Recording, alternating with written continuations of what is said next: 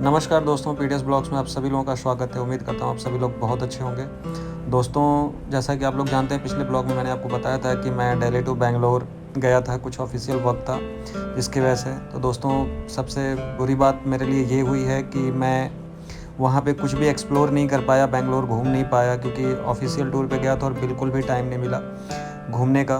तो अभी मेरा ट्रिप कंप्लीट हो गया था और मैं रिटर्न दिल्ली आ रहा था।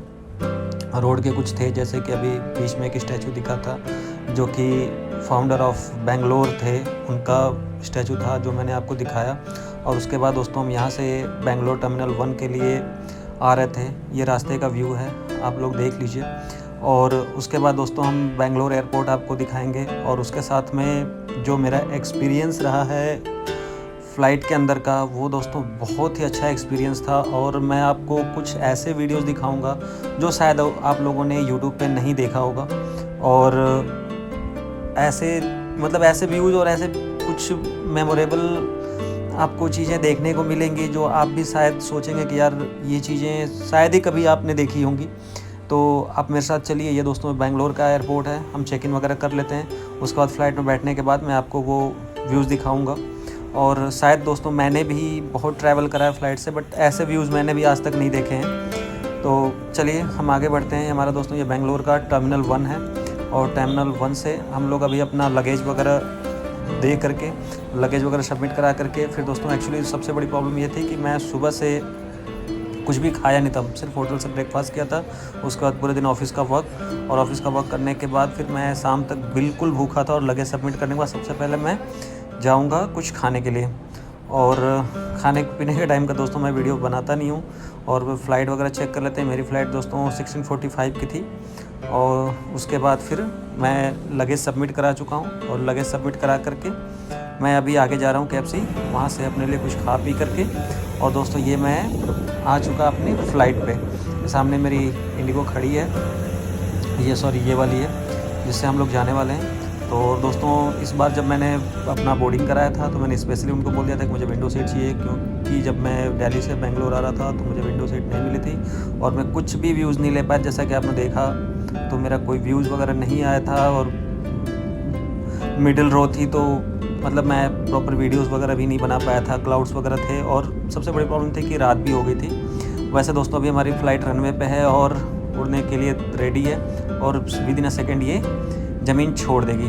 जहाँ तक कि दोस्तों, ये देखिए हमारी फ़्लाइट निकल चुकी। और आप बेंगलोर सिटी को देख लीजिए, हवाओं में से बेंगलोर सिटी कैसी दिखती है। उसके बाद फिर मैं आपको आगे का व्यू दिखाता हूँ। और सबसे बड़ी चीज़ दोस्तों थी, जब मैं एयरपोर्ट पे पहुंचा था उस टाइम पे बारिश हो रही थी। और दूसरी चीज़, KFC में खाते टाइम पे हम लेट हो गए थे और लास्ट पैसेंजर थे हम लोग फ़्लाइट के, जो कि फ़ाइनल अनाउंसमेंट होने के बाद हम पहुंचे थे। बट कोई नहीं, फ़्लाइट छूटी नहीं, मिल गई हमें।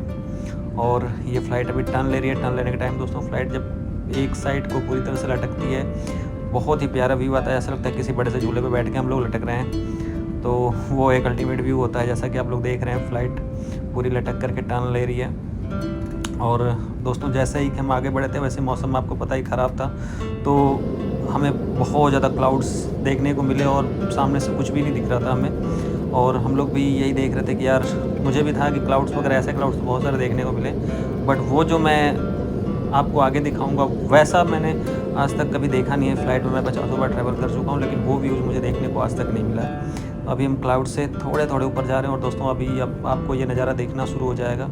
अभी हम क्लाउड के ठीक साथ में हैं, बस बोल सकते हैं कि 50 मीटर की ऊंचाई पे होंगे हम क्लाउड से। और आप व्यूज़ देखिए दोस्तों, क्या अल्टीमेट व्यू है। ऐसा लगता है हम किसी और प्लेनेट में हैं, और ये हमें लगता ही नहीं कि हम धरती पे हैं या फिर ये हमारी दुनिया है। जिन बादलों को हम रोज़ नीचे से देखते हैं, जो बादल हमारे ऊपर बरसते हैं, वो देखने में ऐसा लगता ही नहीं कि ये बादल से हैं वो।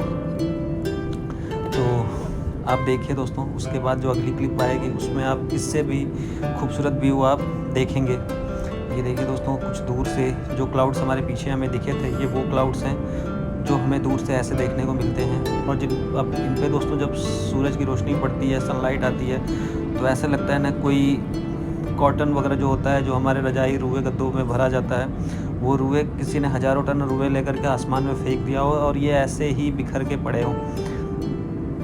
और ये बीच बीच में बादल के टुकड़े थे। और दोस्तों मतलब सच में कह रहा हूँ, मुझे मतलब ये लगा था ना कोई मतलब किसी और दुनिया में मैं घूम रहा हूँ। और मुझे ये लग ही नहीं रहा था कि मतलब ये बादल वही बादल हैं जो हमारे ऊपर बरसते हैं, वो काले बादल। और व्यूज़ बहुत अलग था, बहुत अलग था। और जब सामने से सनलाइट आ रही थी, सनलाइट का व्यू बहुत अलग था। उसके बाद एक बीच में एक अकेला इकलौता क्लाउड हमें ये देखने को मिला था। चारों साइड से आसमान साफ़ और बीच में सिर्फ एक क्लाउड ये बीच में मिला था। और जैसे लग रहा था कि सफ़ेद कोई पहाड़ हो और हम पहाड़ के ऊपर से जा रहे हों और किसी और दुनिया में, अंतरिक्ष में हम घूम रहे हैं और किसी और दुनिया को एक्सप्लोर कर रहे हैं। दोस्तों आप ये व्यूज़ देखिए, बहुत प्यारा व्यू है। और इसके आगे का व्यू शायद आप कभी भूल ना पाएँ।